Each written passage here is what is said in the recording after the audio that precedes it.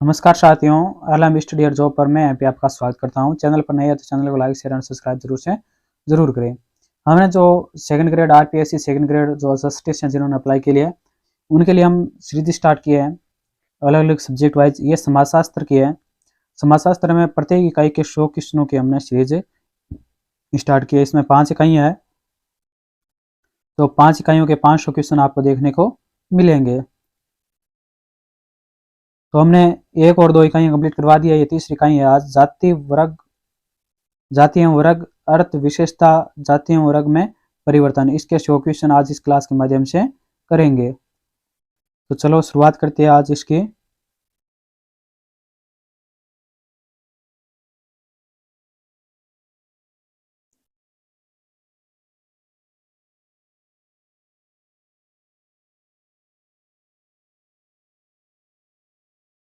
तीसरी इकाई है आज, ये तीसरा लेसन है।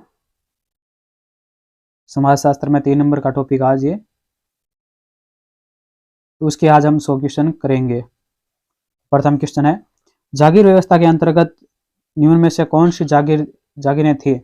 जागीर व्यवस्था के अंतर्गत निम्न में से कौन सी जागीरें थी? सॉरी, कितनी जागीरें थी? तो कितनी जागीरें थी? 2 नंबर राइट आंसर हो जाएगा। 3 जागीरें थी। कितनी जागीरें थी? 3 जागीरें थी। नेक्स्ट है, दास प्रथा में समाज कितने वर्गों में बांटा हुआ था? जो दास प्रथा थी उसमें समाज कितने वर्गों में बांटा हुआ था? तो उसमें दास, स्वामी और मालिक एवं स्वतंत्र लोग, इस प्रकार 3 भागों में या वर्गों में बांटा गया था। तो इसमें 4 नंबर राइट आंसर हो जाएगा उपयुक्त सभी। नेक्स्ट है, भूमि की मलकियत पर आधारित व्यवस्था में प्रमुख वर्ग है। भूमि की मलकियत पर आधारित व्यवस्था में प्रमुख वर्ग है, तो कौन सा वर्ग है? दास और सामंत वर्ग है। कौन सा है? दास और सामंत वर्ग। 4 नंबर राइट आंसर हो जाएगा। नेक्स्ट है, जागीर प्रथा में समाज के निम्नलिखित में से कौन से वर्ग प्रचलित थे? जागीर प्रथा में समाज के निम्नलिखित में से कौन से वर्ग प्रचलित थे? तो कौन से वर्ग प्रचलित थे? पादरी, सरदार और साधारण जन्य, ये तीनों ही प्रचलित थे। तो 4 नंबर राइट आंसर हो जाएगा उपयुक्त सभी। नेक्स्ट है, दास प्रणाली में निम्न में से कौन सा वर्ग सम्मिलित नहीं था? जो दास प्रणाली है उसमें कौन सा वर्ग है वो सम्मिलित नहीं था, वो हमें बताना है। तो देखते हैं, दास प्रणाली में निम्न में से कौन सा वर्ग सम्मिलित नहीं था? तो इसमें सरदार है वो सम्मिलित नहीं था। सरदार वर्ग है वो सम्मिलित नहीं था। 3 नंबर राइट आंसर हो जाएगा। नेक्स्ट है, जागीरदारी प्रणाली के अंतर्गत चरस व संभ्रांत को निम्न में से कौन सी विशेष अधिकार प्राप्त थे? जो जागीरदारी प्रणाली के अंतर्गत चरस व संभ्रांत को निम्न में से कौन से विशेष अधिकार प्राप्त थे? वो थे करों से पूर्ण या आंशिक छूट, जागीर के निवासियों के ऊपर लगाने का अधिकार, जागीर के निवासियों के ऊपर कर लगाने का अधिकार, शिकार करने का अधिकार। उपयुक्त सभी, ये सभी क्या थे? विशेषाधिकार थे, यानी इनको विशेष अधिकार प्राप्त थे। नेक्स्ट है, जन्म के अतिरिक्त किसी भी आधार पर समाज में समूह के निर्माण को निम्न में से क्या कहते हैं? तो उसको क्या कहते हैं? वर्ग कहते हैं। 2 नंबर राइट आंसर हो जाएगा। क्या कहते हैं? वर्ग कहते हैं। जाति में जन्म के आधार पर समाज में संस्तरण पाया जाता है। जाति में क्या होता है? जन्म के आधार पर समाज में संस्तरण पाया जाता है। नेक्स्ट है, निम्न में से वर्ग विभेद किस आधार पर नहीं हो सकता है? निम्न में से वर्ग विभेद किस आधार पर नहीं हो सकता है? तो किस आधार पर नहीं हो सकता है? तो वह व्यक्ति के जन्मजात गुणों के कारण नहीं हो सकता है। 1 नंबर राइट आंसर हो जाएगा। नेक्स्ट है, निम्नलिखित में से वर्ग की विशेषता कौन सी है? इनमें से वर्ग की विशेषता कौन सी है? तो वो है समान परिस्थिति, ऊंच नीच की भावना, वर्ग चेतना। ये तीनों ही क्या है? उपयुक्त सभी राइट आंसर हो जाएगा। तीनों ही क्या है? वर्ग की विशेषता है। नेक्स्ट है, निम्नलिखित में से कौन सा कथन असत्य है? निम्नलिखित में से कौन सा कथन असत्य है?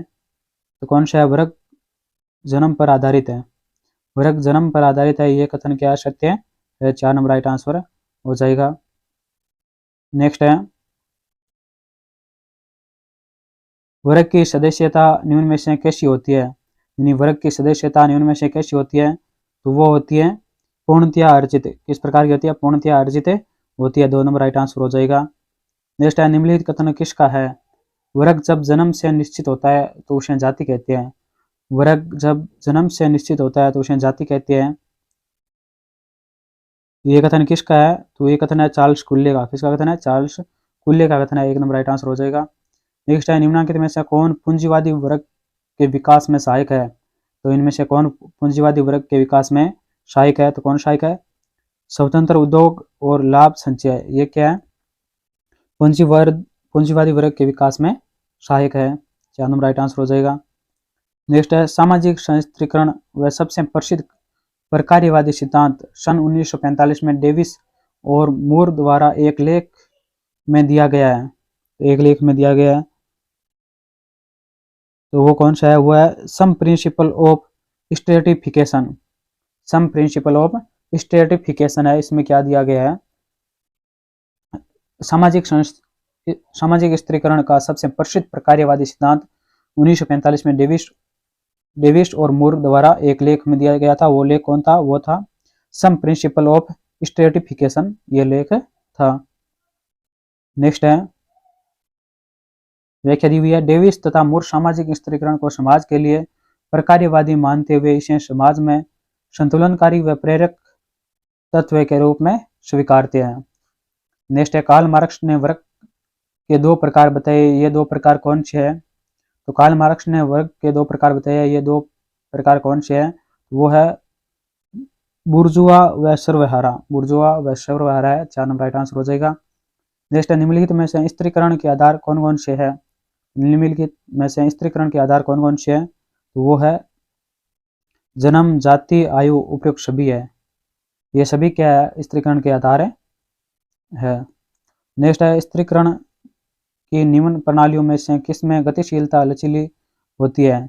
स्त्रीकरण की निम्न प्रणालियों में से किसमें गतिशीलता लचीली होती है? तो किसमें होती है? वर्ग प्रणाली में होती है। 3 नंबर राइट आंसर हो जाएगा। नेक्स्ट है, निम्नलिखित में से आप खुले संस्त्रीकरण के अंतर्गत किसे रखेंगे? निम्नलिखित में से आप खुले संस्त्रीकरण के अंतर्गत किसे रखेंगे? तो वर्ग को रखेंगे। किसे रखेंगे? वर्ग को। 1 नंबर राइट आंसर हो जाएगा। नेक्स्ट है, औद्योगिक क्रांति के बाद जो वर्ग व्यवस्था विकसित हुई, यानी जो औद्योगिक क्रांति के बाद जो वर्ग व्यवस्था है वो विकसित हुई थी, उसमें वर्ग भेद का निर्धारण निम्न में से किससे होता है? तो वर्ग भेद का निर्धारण निम्न में से किससे होता है? वो होता है व्यवसाय एवं पेशों से, धन क्षमता से और शिक्षा से। 4 नंबर राइट आंसर हो जाएगा, उपयुक्त सभी।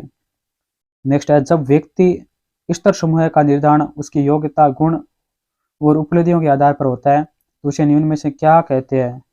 इसे क्या कहते हैं? खुला स्त्रीकरण कहते हैं। क्या कहते हैं? खुला स्त्रीकरण कहते हैं। 1 नंबर राइट आंसर हो जाएगा।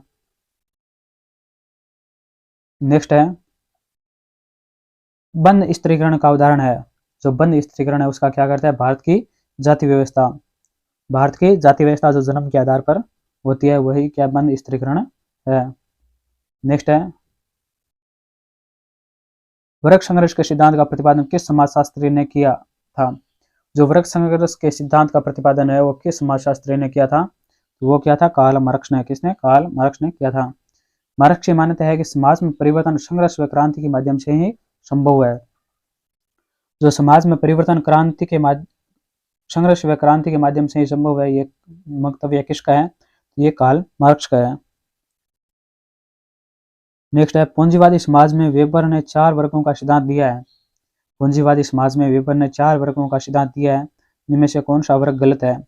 इनमें से कौन सा वर्ग जो गलत है वो हमें बताना है। तो वो है अपेक्षाकृत कम धनी मध्यम वर्ग। ये क्या गलत है? दिया हुआ है। तो 4 नंबर राइट आंसर हो जाएगा। व्याख्या, वेबर का वर्गीकरण। वेबर ने किस प्रकार वर्गीकृत किया है? तो वो क्या है? धनी उच्च वर्ग, संपत्तिहीन सफेदपोश, पेटी बुजुर्गा, मजदूर या अकुशल श्रमिक, इस प्रकार 4 वर्गों में विभाजित किया इन्होंने। नेक्स्ट है 24, मैक्यावर ने वर्ग चेतना के कौन से 2 प्रकार बताए हैं? मैक्यावर ने वर्ग चेतना के कौन से 2 प्रकार बताए हैं? तो वो है सहयोगी चेतना और प्रतिस्पर्धा वर्ग चेतना। सहयोगी चेतना और प्रतिस्पर्धा वर्ग चेतना बताया। 3 नंबर राइट आंसर हो जाएगा। नेक्स्ट है, वर्ग संरचना का पहली बार विकास किस समाज में हुआ है? वर्ग संरचना का पहली बार विकास किस समाज में हुआ है? तो किस समाज में? कृषि समाज में हुआ है। 3 नंबर राइट आंसर हो जाएगा। किस समाज में हुआ है? कृषि समाज में। नेक्स्ट है वर्ग संघर्ष के आधार पर सामाजिक परिवर्तन को समझाने का वाले सिद्धांतकार है। वर्ग संघर्ष के आधार पर सामाजिक परिवर्तन को समझाने वाले सिद्धांतकार कौन से है? वह मार्क्स है। कौन है? मार्क्स है। 4 नंबर राइट आंसर हो जाएगा। नेक्स्ट है वर्ग के संबोधन को स्त्रीकरण के संदर्भ में कार्ल मार्क्स ने निम्नलिखित में से किस आधार पर उल्लेख किया है? तो किस आधार पर उल्लेख किया? वो जाति चेतना के आधार पर उल्लेख किया है। 2 नंबर राइट आंसर हो जाएगा। नेक्स्ट क्वेश्चन है निम्नलिखित में से कौन सा जाति वर्ण व्यवस्था का अंग नहीं है? यानी जाति वर्ण व्यवस्था का अंग कौन सा नहीं है? वो है भील। भील नहीं है। 2 नंबर राइट आंसर हो जाएगा। ब्राह्मण है, क्षत्रिय, वैश्य और शूद्र, ये 4 प्रकार के वर्ण है। नेक्स्ट है वर्णाश्रम व्यवस्था में निम्नलिखित में से किसका श्रेष्ठ स्रोत माना गया है? वो कौन सा है? तो वो है गृहस्थ। गृहस्थ को श्रेष्ठ स्रोत माना गया है। नेक्स्ट है निम्नलिखित में से असत्य कथन को निर्दिष्ट कीजिए। जो असत्य कथन है उसको निर्दिष्ट करना है। वो कौन सा है? वह है प्रत्येक जाति अपनी ही जाति में विवाह नहीं कर सकती। ये कथन क्या है? ये कथन गलत दिया हुआ है।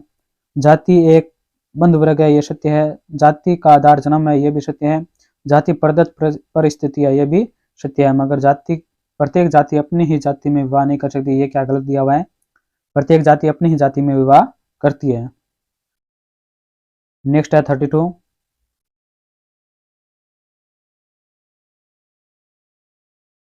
जाति व्यवस्था की उत्पत्ति के प्रजातांत्रिक सिद्धांत के समर्थकों में इनका नाम नहीं आता है।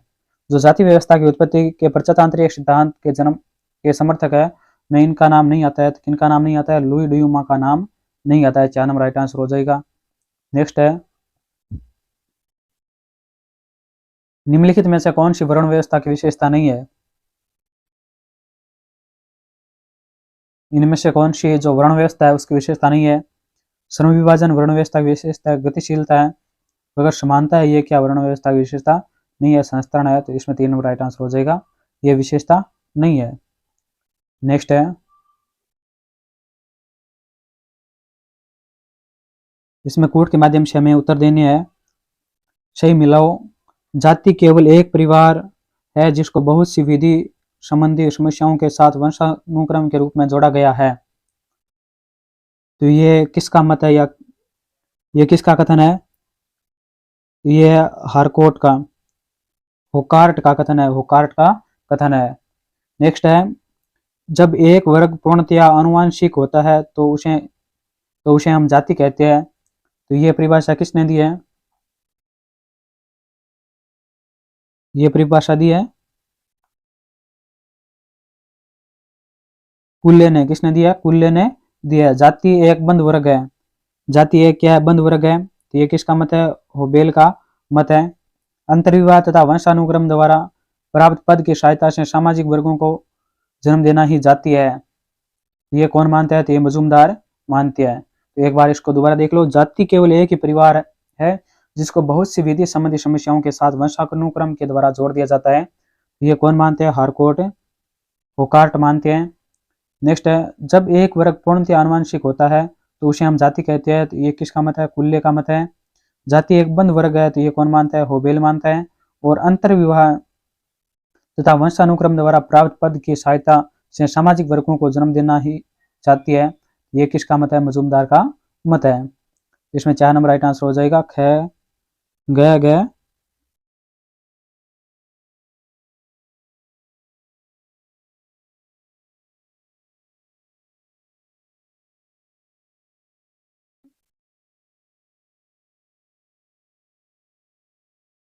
जाति एक बंध वर्ग है। ये किसका मत है? तो ये मजूमदार का है। और अंतर्विवाह तथा वंशानुक्रम द्वारा प्राप्त पद की सहायता से जाति वर्गों में जन्म देती है। ये होबेल का मत है। तो इसको आप थोड़ा कंफ्यूज होने की आवश्यकता नहीं है। वीडियो को रोक करके आप देख सकते हो। इसमें 4 नंबर है वो राइट आंसर होगा। ये 4 नंबर। नेक्स्ट है निम्नलिखित में से कौन सा कथन असत्य है? इनमें से कौन सा कथन असत्य है वो हम बताना है। जाति न्याय तथा समानता पर आधारित है। जाति न्याय तथा समानता पर आधारित है। तो ये कथन है, ये क्या है? असत्य दिया हुआ है। तो इसमें राइट आंसर हो जाएगा। नेक्स्ट है भारतीय जाति व्यवस्था निम्नलिखित में से किस प्रकार के संस्थीकरण का उदाहरण है। भारतीय जाति व्यवस्था निम्नलिखित में से किस प्रकार के संस्थीकरण का उदाहरण है। ये बंद संस्थीकरण का उदाहरण है। किस प्रकार का है, बंद संस्थीकरण का। 1 नंबर राइट आंसर हो जाएगा। नेक्स्ट है वर्ण का संबंध निम्न में से किसके साथ है। वर्ण का संबंध निम्न में से किसके साथ है, तो वो है व्यवसायिक समूह के साथ है। व्यवसायिक समूह के साथ है। 3 नंबर राइट आंसर हो जाएगा। नेक्स्ट है निम्नलिखित में से कौन सा कारक जाति प्रथा में परिवर्तन के लिए उत्तरदायी नहीं है। निम्नलिखित में से कौन सा कारक जाति प्रथा में परिवर्तन के लिए उत्तरदायी नहीं है, वो कौन सा कारक है, वो है मानव का चंद्रमा पर पहुंचना। 3 नंबर राइट आंसर हो जाएगा। मानव का चंद्रमा पर पहुंचना उत्तरदायी कारण नहीं है। नेक्स्ट है डॉक्टर घुरिये ने निम्न में से जाति की कितनी विशेषताओं का उल्लेख किया है। डॉक्टर घुरिये ने जाति की कितनी विशेषताओं का उल्लेख किया है, तो उन्होंने 6 विशेषताओं का उल्लेख किया। 2 नंबर राइट आंसर हो जाएगा। नेक्स्ट है निम्न में से किस विद्वान ने जाति को समझाने के लिए माना का सहारा लिया है। तो माना का सहारा किसने लिया, हट्टन ने लिया है। हट्टन ने, किसने लिया, हट्टन ने। 2 नंबर राइट आंसर हो जाएगा।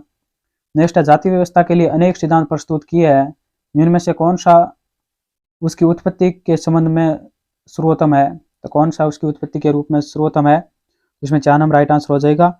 यह ज्ञात और अज्ञात कारणों की उपज है, यह समाज के द्वारा निर्मित है। तो इसमें यह 4 नंबर है, ये राइट आंसर हो जाएगा। नेक्स्ट है 42 नंबर, जाति प्रथा की विशेषता में निम्न में से कौन सत्य है। जाति प्रथा की विशेषता में निम्न में से कौन सत्य है, तो वो है धार्मिक विधियों की रक्षा, समाज का खंडात्मक विभाजन और सामाजिक नियंत्रण। उपयुक्त सभी इसके राइट आंसर हो जाएगा। 4 नंबर, ये सभी क्या है, सत्य दिए हुए हैं। नेक्स्ट है जाति एक बंद वर्ग है। जाति एक क्या है, बंद वर्ग है। यह कथन निम्नलिखित में से किस विद्वान का है, तो ये मजूमदार एवं मदान का कथन है। इसमें 1 नंबर राइट आंसर हो जाएगा। नेक्स्ट है जाति व्यवस्था निम्न में से क्या है, तो जाति व्यवस्था निम्न में से क्या है, तो वो सामाजिक संस्था है। जाति व्यवस्था निम्न में से क्या है, ये सामाजिक संस्था है। 1 नंबर राइट आंसर हो जाएगा।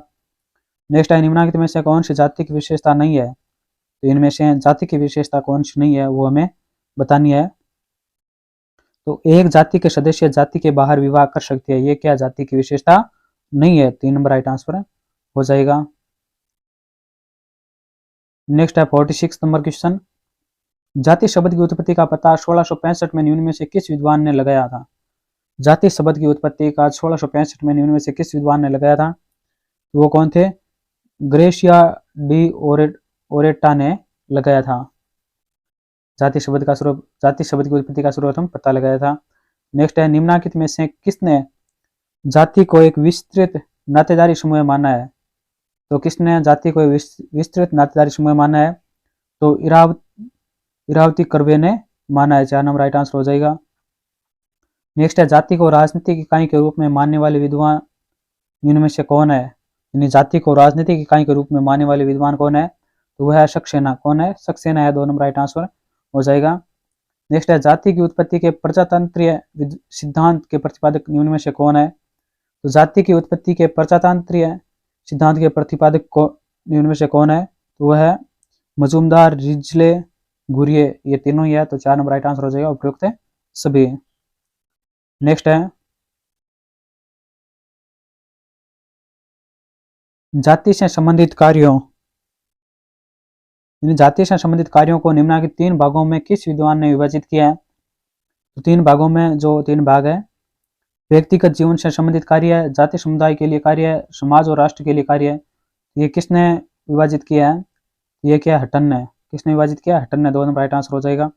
नेक्स्ट है निम्नलिखित मत किसका है, व्यवसाय और केवल व्यवसाय ही जाति प्रथा की उत्पत्ति के लिए उत्तरदायी है। तो ये किसका मत है, तो ये है नेस्फील्ड का। किसका, नेस्फील्ड का है। 3 नंबर राइट आंसर हो जाएगा। नेक्स्ट है निम्नलिखित में से जाति के कार्य बताइए। तो जाति के कार्य बताना है, तो जाति के कार्य कौन से है, मानसिक सुरक्षा, संस्कृति की रक्षा और व्यवसाय का निर्धारण। उपयुक्त सभी, ये सभी क्या है, जाति के कार्य है। नेक्स्ट है जाति व्यवस्था की उत्पत्ति के आदिम संस्कृति या माना का सिद्धांत किसने प्रतिपादित किया है, तो हट्टन ने किया है। किसने किया, हट्टन ने। अभी पीछे भी आया था यह क्वेश्चन। किसने प्रतिपादित किया? हटन ने प्रतिपादित किया है। नेक्स्ट है, जाति की उत्पत्ति का उल्लेख किस वेद के पुरुष सूक्त में किया गया है? जाति की उत्पत्ति का उल्लेख किस वेद के पुरुष सूक्त में किया गया है? वह है ऋग्वेद में। किस वेद में किया गया है? किस वेद के पुरुष सूक्त में किया गया? ऋग्वेद के पुरुष सूक्त में किया गया। 2 नंबर राइट आंसर हो जाएगा। नेक्स्ट है, डॉक्टर घुरिये ने जाति की विशेषताओं में निम्नलिखित में से किसे सम्मिलित नहीं किया है? तो किसे सम्मिलित नहीं किया है? वो है किसी भी व्यवसाय को चुनने की स्वतंत्रता, इसको सम्मिलित नहीं किया। 3 नंबर राइट आंसर हो जाएगा। नेक्स्ट है, किस स्थान का अध्ययन करने के उपरांत एम.एन. श्रीनिवास ने प्रभावी या प्रबल जाति की अवधारणा दी है? तो किसने दिया? रामपुरा ने दिया। 2 नंबर राइट आंसर हो जाएगा। नेक्स्ट है, जाति व्यवस्था को कमजोर करने वाले कारक निम्न में से कौन से हैं? जाति व्यवस्था को कमजोर करने वाले कारक निम्न में से कौन से हैं? तो वो है वो है पाश्चात्य सभ्यता की संस्कृति, सामाजिक विधान, औद्योगिकरण। ये सभी क्या है? जाति व्यवस्था को कमजोर करने वाले कारक है। तो 4 नंबर राइट आंसर हो जाएगा, उपयुक्त सभी है। नेक्स्ट है 58 नंबर क्वेश्चन, एक जाति प्रभु है जब वह आर्थिक और राजनीतिक शक्ति रखती है और सोपानों में काफी ऊंची स्थिति पर आसीन होती है। यह कथन किस समाजशास्त्री का है? ये श्रीनिवास का कथन है। किसका समाजशास्त्री का? श्रीनिवास का यह कथन है। नेक्स्ट है, किसने यह माना कि जाति एक निम्न स्तर का संगठन है? किसने माना कि जाति एक निम्न स्तर का संगठन है जो विकास के मार्ग में बाधक है? जो क्या है? विकास के मार्ग में बाधक है। रिजले ने माना था। 2 नंबर राइट आंसर हो जाएगा। नेक्स्ट है,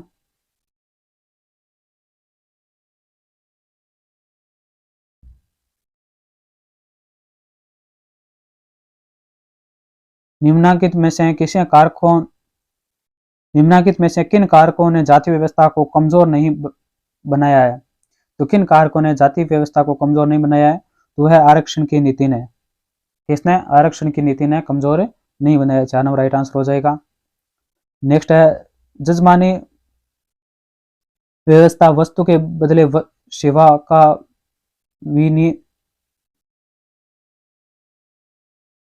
जजमानी व्यवस्था वस्तु के बदले सेवा विनिमय है।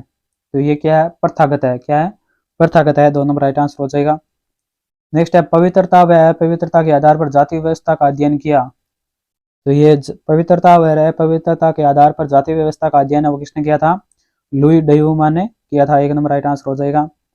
नेक्स्ट है, दास्ता, जागीर, जाति व वर्ग स्त्रीकरण के ये 4 प्रकार किसने बताया है? तो ये 4 प्रकार बोटोमोर ने बताया। किसने बताया? बोटोमोर ने बताया। 3 नंबर राइट आंसर हो जाएगा। नेक्स्ट है, प्रभु जाति की अवधारणा किसने प्रतिपादित की है? तो प्रभु जाति की अवधारणा किसने प्रतिपादित की है? तो वो क्या? श्रीनिवास ने। किसने किया? श्रीनिवास ने किया। 2 नंबर राइट आंसर हो जाएगा। नेक्स्ट है, वह आर्थिक प्रणाली जहां उत्पादन के साधन पर निजी अधिकार होता है तथा जिसका प्रयोग बाजार व्यवस्था में लाभ कमाना है कहलाती है, वो क्या कहलाती है? पूंजीवादी कहलाती है। 1 नंबर राइट आंसर हो जाएगा। नेक्स्ट है, वह अवधारणा जिसमें मजदूरों का अपने श्रम तथा श्रम उत्पाद पर किसी प्रकार का अधिकार न होने के कारण कार्य के प्रति उनकी रुचि समाप्त होने लगती है कहलाती है। तो वो क्या कहलाती है? वो कहलाती है अलगाव। क्या कहलाती है? अलगाव कहलाती है। 2 नंबर राइट आंसर हो जाएगा। नेक्स्ट है, जो संकल्पना समाजशास्त्रियों की समाज के समूह के मध्य की संरचनात्मक असमानताओं से सरोकार रखती है वह है, तो वह क्या है? सामाजिक संस्त्रीकरण है। क्या है? सामाजिक संस्त्रीकरण। 3 नंबर राइट आंसर हो जाएगा। नेक्स्ट है, आधुनिक समाज में निम्न में से कौन सा वर्ग नहीं पाया जाता है? आधुनिक समाज में निम्न में से कौन सा वर्ग नहीं पाया जाता है? वह है दास वर्ग। दास वर्ग नहीं पाया जाता है। नेक्स्ट है, सामाजिक संस्त्रीकरण के किस रूप में व्यक्ति की परिस्थिति पूर्णतः जन्म द्वारा प्रदत्त परिस्थिति पर आधारित होती है? तो किस आधार पर होती है? तो जाति के आधार पर होती है। 2 नंबर राइट आंसर हो जाएगा। नेक्स्ट है, जाति का वर्तमान स्वरूप कौन से शासन की देन है? जाति का वर्तमान स्वरूप कौन से शासन की देन है? तो औपनिवेशिक शासन की देन है। 4 नंबर राइट आंसर हो जाएगा। इसी के साथ ये इकाई आज ये कंप्लीट होती है, तीसरी। नेक्स्ट है, चौथी इकाई कराएंगे आपको।